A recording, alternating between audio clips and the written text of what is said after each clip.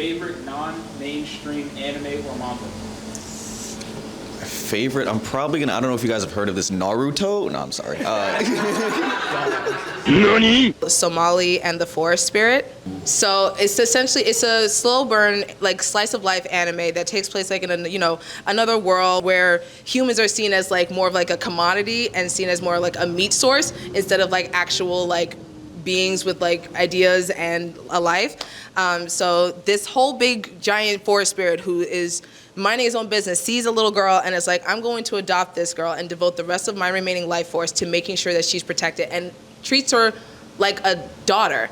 And you've seen their father-daughter relationship grow. It's such a beautiful thing. It makes me want to see my dad. Like, but Air Gear, man, y'all gotta fuck with Air Gear.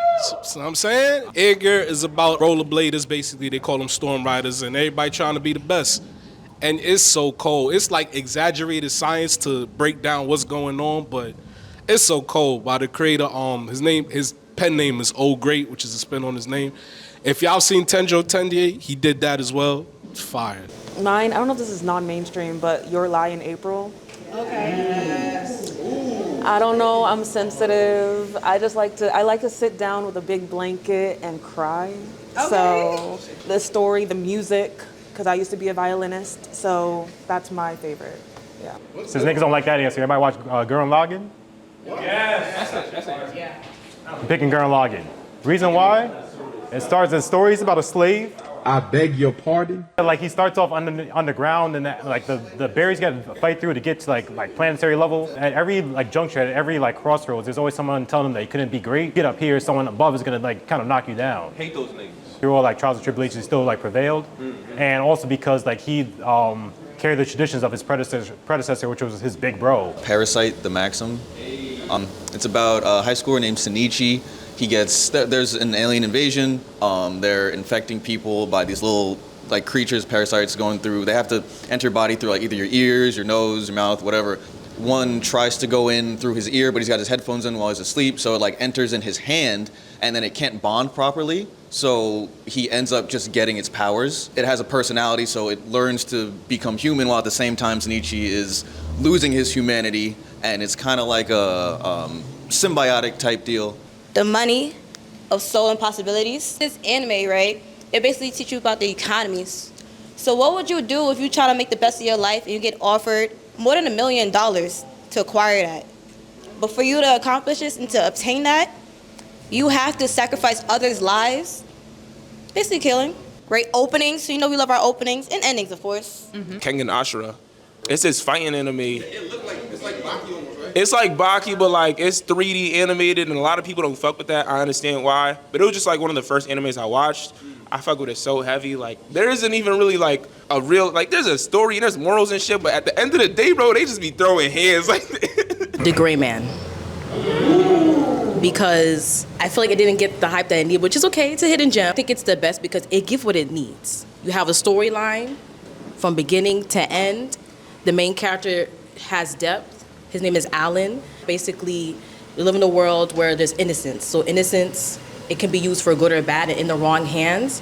The antagonist, the Millennium Earl, he's trying to find the heart. The heart controls all innocence.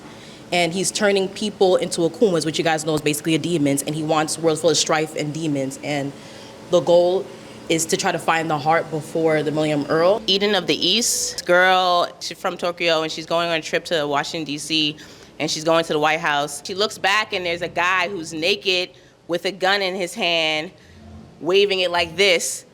He ends up grabbing her hand and running, and they team up together, and she doesn't know who this man is or what he's about, and he actually has no idea who he is because he wiped his memory.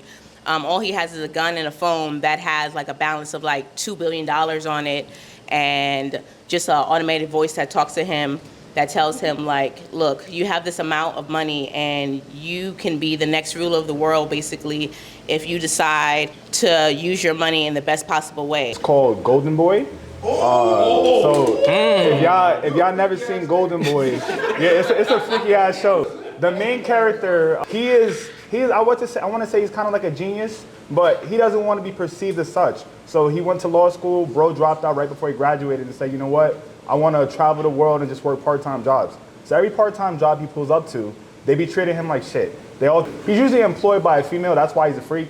So I'll tell you.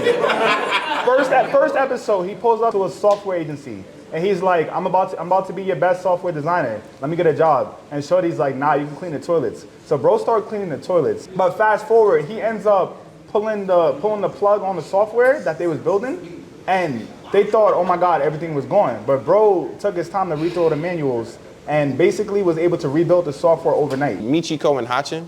Yes. That's probably one of the few animes that I know that's the MC is a black lady, which is super dope to me. The main character, she's like a hothead. She don't be going for shit.